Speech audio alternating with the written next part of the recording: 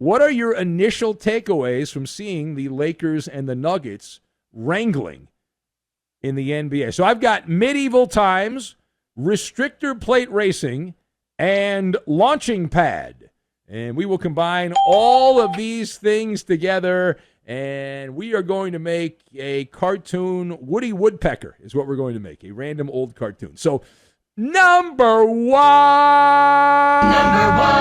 Yeah. Time has passed. All right, calm down. Time has passed here. NBA Finals back in the summertime. Now here we are in late October. The calendar going to turn to Halloween next week and then November. Man. But nothing has changed between the two teams who squared up in the NBA in the early game. Denver and LA are in different neighborhoods of pro basketball. All 5 Nugget starters had double figures. Denver is just simply better. It's not that hard. It's Occam's razor. It's the simplest answer is the right answer. Outside of one variable, outside of injury, snap, crackle, pop, the Lakers are just a team that's going to tease their fans. They'll win a bunch of regular season games. And then when they play Denver inevitably or the Suns in the playoffs, they will exit stage left. And then you have another revelation here, Nikola Jokic. We know the guy's good. The guy can go out there and drink and eat massive amounts of food and gamble on horse races and have a grand old time. He's a jolly good fellow, he's a jolly good fellow. Nikola Jokic in the offseason, and it doesn't matter. It's like he didn't come out there. He didn't look fat. He's nicknamed the Joker. Ironically, though, I was thinking about this, too, when I was watching the second half of the Nuggets-Lakers game. You go back to medieval times. The real court jester, not the Joker, but the court jester of the NBA is the unibrow. Anthony Davis, I had this revelation when I was walking into the studio. Anthony Davis was supposed to be what Nikola Jokic is. When the Lakers got him, even before that, when Anthony Davis was drafted, number 1 overall. When he was the number one pick, the assumption was he was going to be what Nikola Jokic is. And Jokic, you look at him, and there's greatness oozing out of his belly button. And then you look at Davis, who's the antithesis of that. And this game is the epitome of an Anthony Davis game. The guy's a phony, right? 17 points, 8 rebounds. Only 1 rebound in the first half. And then in the second half, Anthony Davis served up an offensive goose egg. That's right. You scored as many points as Anthony Davis did in the second half of an NBA game. He took 6 shots, missed all of them. And that's Anthony Davis in a nutshell. That's your guy right there. That's the guy that's supposed to take over the reins. Right? He's going to take over the reins, and good luck. All right, now page 2 here. LeBron James. Can't do an NBA monologue without LeBron James. We are contractually obligated to mention LeBron James' name.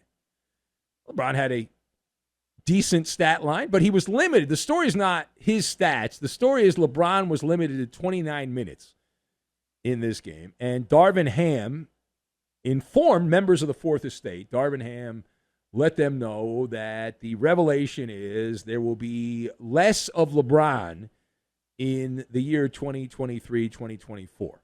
That they're going to lower his workload, that he's 38 years old, and LeBron James is now going to be limited on how many minutes he plays.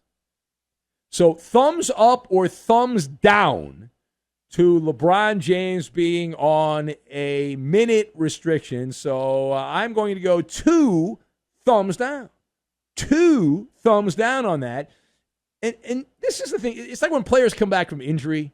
It's one of the dumbest things we have in sports. And it shows you there's a glitch in the wiring of the human brain. Either you're able to play or you're not able to play, right?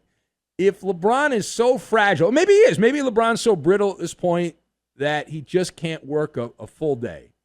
But if that's the case, LeBron, you should just retire. If you're that broken down, and maybe you are. I don't know. I'm not there. I read all these stories about you spending millions of dollars on your body every year, but you're limited to 29 minutes? If that's the case, just retire. It's lame to the membrane is what it is. Nobody wants restrictor plate racing in the NBA. It's also voodoo boogaloo is what it is, right? What would happen? Just riddle me this, Batman. What would happen if LeBron, let's say instead of 29 minutes, he plays, 34 minutes, or maybe only 31 minutes? Would his knees spontaneously combust and turn to dust? Dum-da-dum-dum-dum. Yeah. And I want you to know, I've had conversations. I have friends that work in that business, in the basketball world, and I've had conversations, and they roll their eyes and say, you just don't understand. You just don't understand. But I'm pretty sure you can get hurt in minute 3 or minute 33, and that LeBron playing 29 minutes a night is not going to have him fresh as a daisy when the playoffs start in April. All right, final point. So let's go to the other game. How did the beginning of the Chris Paul era go for the Warriors, the old star of Lob City, hanging out in the Bay? So I watched this game, particularly the fourth quarter of this game. There wasn't a lot of buzz for this thing. It's not a lot of excitement. But it was a close game. It was a little bit of a back-and-forth situation. So Chris Paul, the beginning of the Chris Paul era with the Warriors, he was on the launching pad, is the way I will describe it. And then there was a misfire kerplunk. That's a dud. As you see, CP3 shooting the basketball, not a gift that he has at this point in his game. He took 15 shots. He missed 11 of them. He shot less than 30% from the floor his first run in the Bay Area, and it was particularly bad, I noticed, in the fourth quarter when the Phoenix Suns were baiting Chris Paul to shoot. And much like Russell Westbrook has done when teams bait him, Chris Paul took 5 shots in the fourth quarter, and of course he missed 4 of them. And he was the worst player on the court in the fourth quarter. That's not my opinion. I'm not piling on Chris Paul. That is a fact, Jack.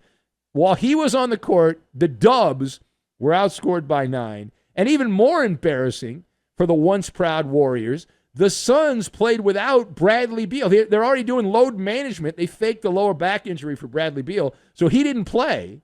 That's my opinion.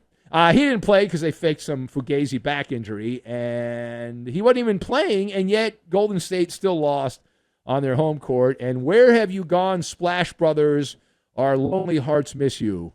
America needs you. The Freemasons now. They've gone from Splash Brothers to Freemason Brothers, building a brick house. Steph Curry and Klay Thompson, the greatest shooting backcourt in NBA history, took 25 three-point shots. And let me double-check my notes here. They missed 18 of them. 18 of 25 shots were missed. They only made 7, 28%. That's a long way to go, and the Suns, we'll see what happens with them. Kevin Durant and Devin Booker, the 1-2 punch. Booker was Mr. Smooth down the stretch in this particular game, but the Suns have a good roster. And usually that's all it takes to get you far, unless you're the Clippers and then your guys get hurt all the time and then it doesn't matter. But for every other team in the NBA, if you're that talented, typically you go deep into the playoffs. That's just the way that sport works. Unlike baseball, where an 84-win sad sack Diamondback team can go to the frickin' World Series and a 100-win Dodger team can be bowling in Nashville. Not that I'm complaining.